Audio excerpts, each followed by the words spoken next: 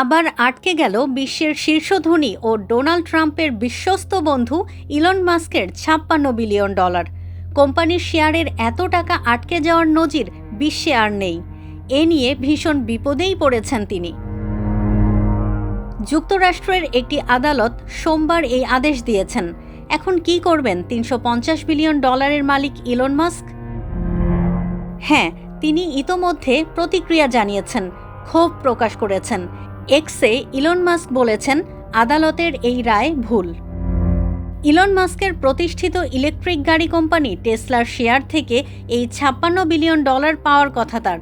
কোম্পানির শেয়ার হোল্ডাররা অনুমোদন দিলেও আদালত বলছে এই বিপুল অর্থ এভাবে তিনি পেতে পারেন না। অবশ্য শেয়ার হোল্ডারদের মধ্যে কয়েকজন ইলন মাস্ককে এই বিপুল অর্থ দিতে রাজি নন, যে কারণে তারা আদালতে মামলা করেন।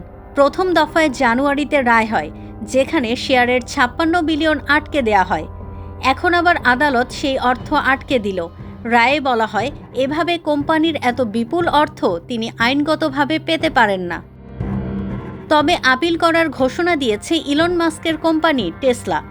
যে কোনোভাবে টাকাটা তার চাই।